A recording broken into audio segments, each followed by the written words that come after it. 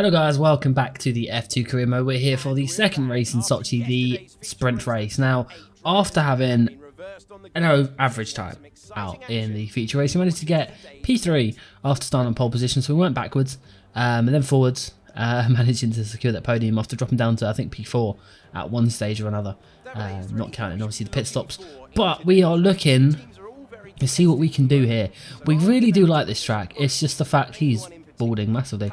No, sorry, it's to do with the fact that obviously with the setup and stuff like that, you know, it's quite difficult for us to challenge down the straights, I guess. Like, we've got a massive power disadvantage, like just keeping up with the cars. I mean, that's always been the case with F2, and obviously the downforce that we don't have on the car, in terms of low downforce anyway, like it doesn't help, seeing as we run default setup for the entire series, just to try and balance out things and whatnot. But we're starting from what would have been P8, but I believe we're P6 now. Yes, P6. Sorry if I confused you by saying P8, if only we had won the race. But nonetheless, we get off to a decent lap for our formation lap, and hopefully we can get off to a pretty good start here for the sprint race. So we're underway. Looking at Correa, Hubert, there goes Aitken, there goes Matsushita. And we got a little bit of tap from behind. The Vries is to the left hand side. We squeeze up the inside of Matsushita, try and get in the slipstream of Aitken if we can. We get a warning for a collision. We see a nice gap forming down the inside, a massive gap between the cars just ahead of us and Correa, so we managed to brake a little bit later, go a little bit deep just to secure track position, and we're up to P4 already. You can see the interesting fact, the cars ahead of us are on the ultra soft tyres, so that goes as far as Mick Schumacher and Manuel Correa. Jordan King is also on the medium compound, so he'll be going to the end. Hubert on the ultra soft, so I'm not sure why the AI have done this again, but nonetheless we're going to dispatch Correa in the same position we dispatched him in the feature race. We're going to be coming up to the back of Mick hopefully sometime soon, maybe defend off a little bit from Correa just in case. You never know if he does try and fancy move up our inside, but it's very interesting that the AI have done this again. But yeah, Callum Ilott and King are kind of the people who are really fighting here. Mick Schumacher, hopefully there shouldn't be too much of a battle here. Going to go down his inside. He does turn in on us.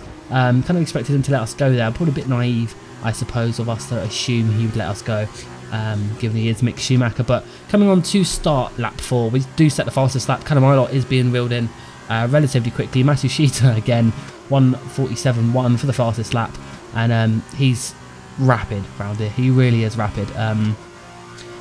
Insanely rapid. I don't know why, but yeah, we are reeling in Callum Ilott relatively slowly. It's mostly through the first sector. Well, I say first sector, middle sector, half of the first sector. We're doing pretty good there. As you can see, we're purple. So it's going to be interesting to see what we can do once we get out ahead of Callum Ilott, whether he'll come back at us and we have a race-long battle with him.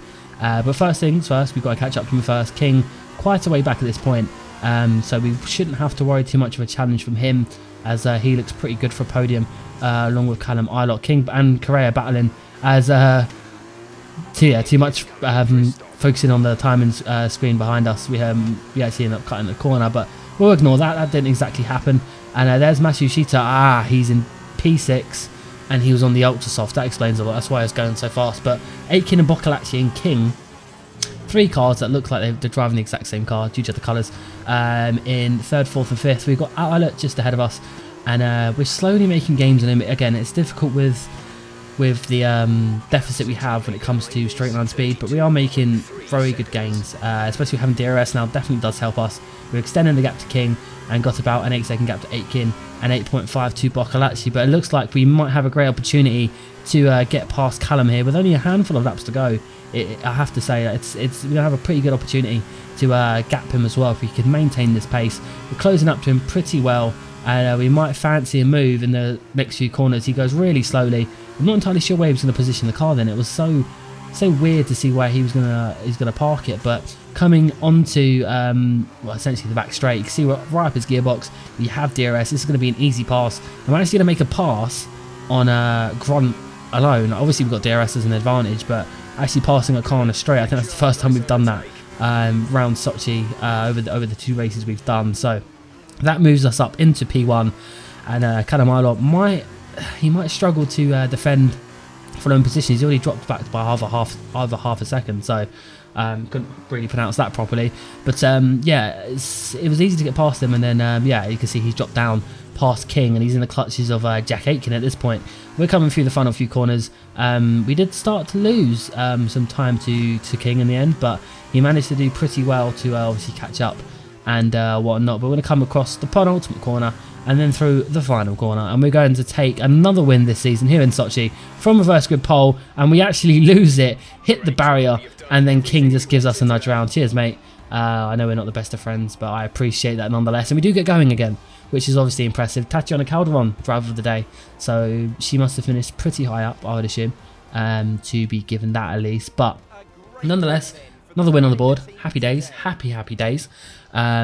We're definitely breaking some records this season. I think at the end of the of the series, we're going to have a look and see, you know, what records we have and broken, and, you know, what ones we couldn't quite break. It'll be a cool little comparison before we move to Formula 1, as it's pretty much inevitable at this point. There's a fellow Ferrari Academy driver, Giuliano Alesi, P7. Not too bad for him.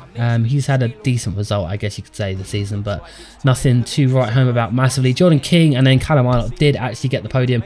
We take a selfie with the crew as we raise that trophy in our left hand in these Red Bull overalls. So it's going to be interesting to see, you know, what we can do. Yeah, 3 British drivers on the podium. You kind of love to see it. And yeah, Sochi's over. Got 2 races to go in this series. It's kind of sad it's ending. It's good fun to obviously race and record, and by all accounts you guys have enjoyed it as well. But that's been this video for you guys. If you have enjoyed, please do slap a like on it, and I'll see you for the next video. Until then, guys, take care. Bye bye.